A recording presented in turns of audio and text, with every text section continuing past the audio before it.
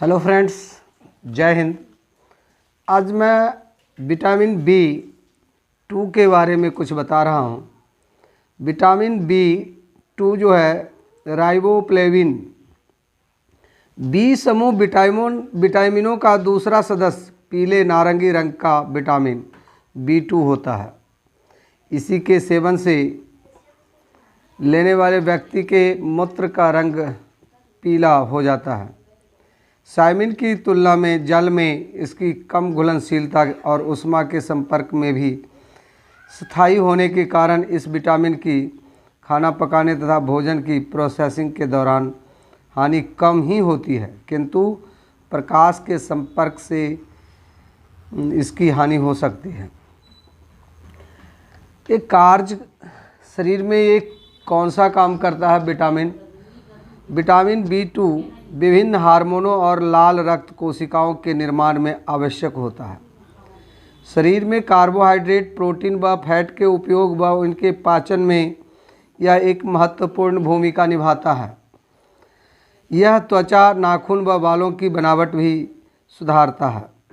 Riboflavin का पर्याप्त seven शारीरिक शक्ति प्रदान करता है व उम्र के अनुरूप युवा रहने में मदद करता है। आँखों के स्वास्थ्य के लिए भी विटामिन B2 जरूरी है।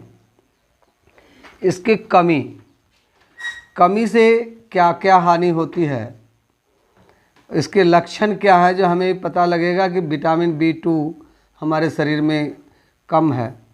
विटामिन B2 की अपर्याप्त मात्रा से कार्बोहाइड्रेट, प्रोटीन व फैट के मेटाबॉलिज्म में बाधा, जीभ में दर्द व जलन, बेजान या तैलीय वाल, तैलीय त्वचा, होंठ और मुंह के कानों का फटना, चेहरे पर असमय झुर्रियाँ पड़ना और नाखूनों का टूटना आदि समस्याएं हो सकती है।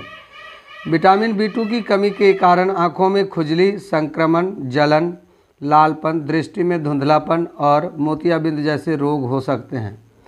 विटामिन B2 का केमिकल फार्मूला है C17H20N4O6 है। इसके स्रोत के साधन क्या हैं?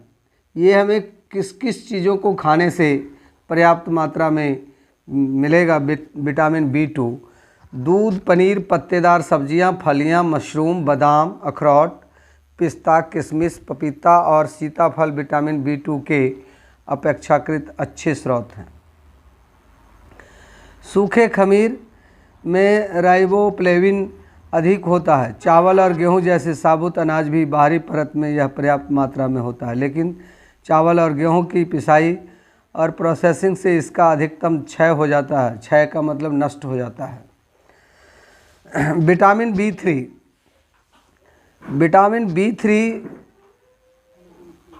यह नियासिन है। Niacin vitamin B3।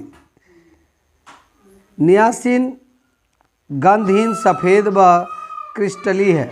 ऊष्मा, प्रकाश व वायुमंडलीय ऑक्सीजन के संपर्क में भी यह सक्रिय व अस्थायी रहता है, इसलिए खाना पकाने के दौरान नष्ट नहीं होता। चूँकि यह पानी में घुलनशील है, इसलिए खाना पकाने के बाद उस पानी को फेंक देने से इसकी काफ़ी हानि होती है।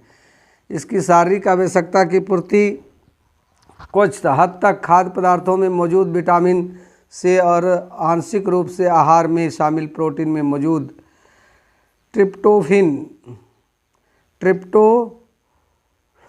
के इस विटामिन में परिवर्तन द्वारा होती है। कार्य: इसकी शरीर में कार्बोहाइड्रेट, प्रोटीन व फैट के उपयोग द्वारा ऊर्जा के उत्पादन में मुख्य भूमिका निभाती है। अतः आहार में विटामिन B3 की पूर्ति से ऊर्जा का स्तर बढ़ता है। विटामिन B3 सामान्य रक्त परिसंचरण के लिए महत्वपूर्ण है। यह रक्त वाहिनियों के फैलाव व शरीर में रक्त के प्रवाह को बढ़ाता है तथा इस तरह दिल की बीमारियों से बचाव में मदद करता है और महिलाओं के हार्मोन एस्ट्रोजन, प्रोजेस्टेरोन और पुरुषों के हार्मोन के निर्माण के लिए भी यह आवश्यक होता है। कमी के लक्षण है नियासिन की थोड़ी सी भी कमी के से शरीर कमज़ोर, थकान, ऊर्जा में कमी, त्वचा और मुंह में घाव, जीभ में छाले, मतली, बदहजमी, सिर दर्द, चिड़चिड़ापन, धीमा रक्त प्रवाह, कोलेस्ट्रॉल में बढ़त जैसी समस्याएं हो सकती है। इसकी कमी से एस्ट्रोजन व प्रोजेस्टेरोन हार्मोन के स्तर घट जा सकते हैं, जिससे अनियमित माहवारी, गर्भपात व बांझपन की संभावना बढ़ती है। पुरुषों में टेस्टोस्टेरोन के घटे स्तर से पुरुषत्व व शारीरिक डील-डौल घट जा सकता है। लंबे समय तक इसकी अधिक कमी के से डायरिया, मानसिक भ्रम, डिप्रेशन व त्वचा पर दाग धब्बे हो सकते हैं। इसके स्रोत हैं, मुख्य स्रोत जो हैं गेहूं का चोकर, नट्स, सूरजमुखी के बीज, पत्तेदार सब्जियां, ब्रोकली, गाजर, टमाटर, दूध, दही। ये जो है इसकी आवश्यकता है पुरुषों के लिए 16 मिलीग्राम प्रतिदिन और महिलाओं के लिए 14 मिलीग्राम प्रतिदिन इसकी आवश्यकता पड़ती है। दोस्तों, जय भारत।